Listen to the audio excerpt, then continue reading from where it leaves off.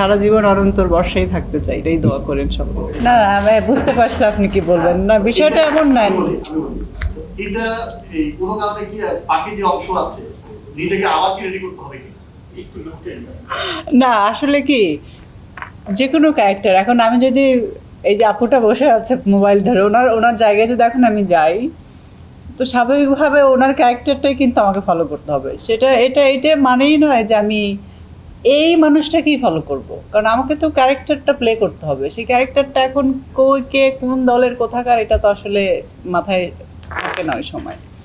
তো চোখের সামনে যখন যেটা পড়ে যায় তখন মনে হয় যে না ঠিক আছে, এটাই তো আমি ভাবছিলাম বা খুঁজছিলাম। তো ওই সময়টা হয়তো এরকম ছিল, এই আর কি। বাট আমার তো সিনেমার যে গল্প ওইটার সাথে শেষ করতে গেলে তো আমাকে ওই ধারাবাহিকতাই রাখতে হবে।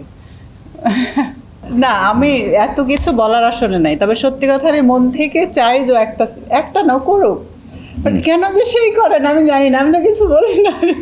না ও কিন্তু ক্যামেরার সামনে বলছে না, আমাকে কয়েকবার বলছে যে তুমি সবাই খালি বলে যে একটাই নায়িকা নিয়ে ছবি করে, তুমি একটা ছবি করো। আমার এগুলো শুনতে ভালো লাগে না, তুমি করো একটা। তা আমি দেখি যে দর্শকের ডিমান্ডটা কোন দিকে যায়, যে দর্শক কি তোমার সাথে আমাকেই বেশি পছন্দ করে না অন্য একজন আসলে তাকেও পছন্দ করে। আমি একটু দেখতে চাই যে বর্ষা আপুকে মিস করছি, বর্ষা আপু থাকলে ভালো হতো, এরকম আসে। মানে স্পিড যখন রিলিজ হয় তার আগে তো মনে হয় 2টা না কয়টা ছবি রিলিজ ছিল, তখন ওই সবাই সিনেমা হলে আমিও গেলাম, তখন বলে যে আমরা বর্ষা আপুকে মিস করছি, বর্ষা আপু থাকলে ভালো হতো। আসলে এরকম কোনো কিছু নাই, আমি আসলেই মন থেকে চাই যে ও করুক, কোনো প্রবলেম নেই, কিন্তু সে তো রাজি হয় না। দেশে বিদেশে যাই হতেই পারে না, ভিনদেশি নায়িকাই সব নিতে হবে, কারণ আমাদের দেশেও তো কত নায়িকা, কত সুন্দরী মেয়েরা আছে না। হ্যাঁ আমাদের দেশেও অনেক নায়িকা আছে। আমরা কাজ নায়িকা যখন নেই দেশ থেকে নিলেই ঠিক আছে, ভিনদেশি নেওয়ার দরকার কি? কতগুলো কয়টা 3-4টা আছে আর না, যে 3-4টা আছে এই 3-4টার পরে আর করতে চাই না।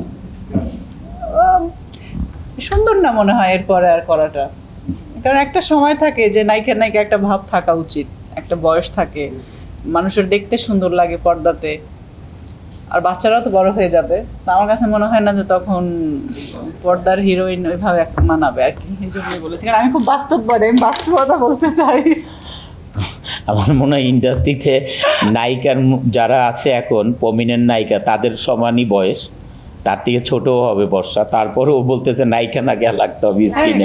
আর অনেকে বয়স বেশি হওয়ার সত্ত্বেও বলে যে আমার বয়স কম। আসলে খুব ইম্পর্টেন্ট। হ্যাঁ, তো আমি তো আসলে আমার চিন্তা ভাবনা, আমার ফ্যামিলি, আমার বাচ্চাদেরকে নিয়ে, তো আমার কাছে মনে হয় যে আমার বড় ছেলেটা আলহামদুলিল্লাহ 10 বছর হলো, ছোটটা 7 বছর হলো, তার 2-4 বছর পরেই তো 14-15 বছর হয়ে যাবে বড়টা।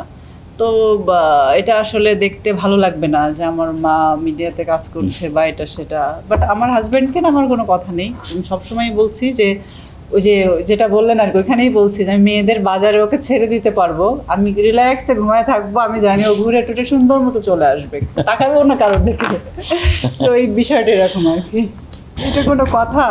13 বছরের বেশি বিবাহিত জীবন, এখন যদি এই ধরনের কোশ্চেন করেন হইলেও অবশ্যই সারা জীবন অনন্তর বর্ষায় থাকতে চাই, এটাই দোয়া করেন সবাই। ওকে, বর্ষার জন্য হাতে তালি।